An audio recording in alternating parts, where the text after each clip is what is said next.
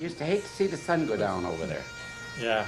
When they got to stand to at night and in the morning. I'm telling you, you were just like that. I never met any heroes, by the way. I met guys who were brave through desperation, let's say. But to come out and be like Rambo there, no, that isn't the kind of heroes we had. We had men that did their job, they were paid to, and knew it had to be done. But they weren't heroes. And the cause was right. And he'll tell you, them same men will tell you they weren't heroes. On June 6, 1944, the Allied forces launched the most historic offensive of World War II. Members of the Cameron Highlanders of Ottawa were there when men and machines hit the Normandy beachhead on D-Day. Well, before, when we were getting closer to shore, I think most of us were saying prayers because we knew this was it. We had been trained for months and months, but this was the final minute. And when we realized we were getting closer and closer to shore, we were looking at one another, shaking one another's hand, and God bless you. Hope to see you later on. And then when the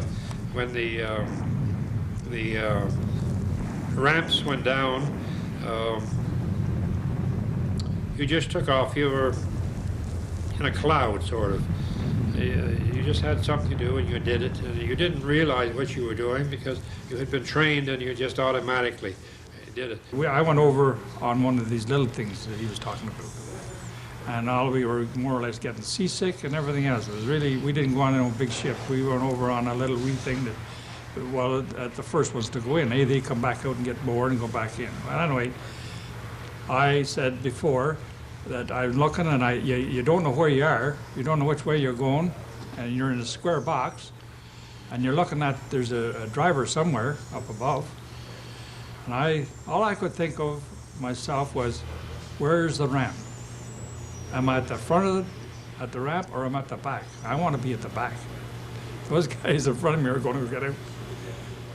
And when the ramp went down, and it was behind me, and all these guys are running towards me, you can imagine what I felt. I had just time enough to turn around. Down into the water, and away we went to the shore. Well, from then on, it struck me so funny, not funny, but really, I was astonished. They never told me there was going to be a big wall there. This is for the tide. The tide was out. And here was this big thing over above us. We had to get over it to get into Benny-Samir. Well, anybody that started up the wall and got to the top was getting shot because they were on the other side pinning us off. You've heard people say that they weren't afraid, and I think I said once before, one of two things. He either wasn't there or he's a damn liar. Yes, because I'm not ashamed to admit to anybody I was scared and scared stiff. There was many a night, I'm not ashamed to admit it, that I cried myself to sleep because I was scared. Because I lost a good many of my good friends and chums, particularly in the platoon we were with. And to say that you weren't scared is absolutely ridiculous, because I can't think of anybody truthfully can say that he wasn't scared. My worst time was on the road to Falaise. He hit our tank, we unloaded. Our tank, when I say our tank was used to haul our 17-pound guns. He hit it, we unloaded, and the next shell landed besides us and hit three of us. I think my worst time was waiting for that stretcher bearer to come up and take us back. But the man that was on the 88 from the other side was very human, because he held us far that we were picked up, put on a Jeep ambulance, and on our way well to the rear before he opened up again. Because if he had opened up, we were all dead. We were lying there helpless on this Jeep ambulance. I was on the top part. That was the worst part of it. The other two guys had the lower stretchers. They put me upstairs, though. But the sad part of it was, that was my gun crew was knocked out. We were number one gun. I had a buddy who, a guy by the name of R.J. O'Neill, was the #1 gunner, a #3 gun. His gun come into our position. The next morning, he was killed in the position I would have been in. He was blown in two. Shell landed right underneath the gunlayer's seat. I would have been there the next morning, but O'Neill come up to relieve me. I was already in the hospital.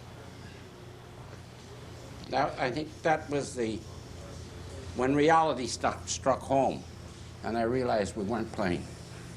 See, with my job, going in, taking messages in, I've got there where there's nobody left. There'd be guns up in the mounds and everything, and there's nobody on them.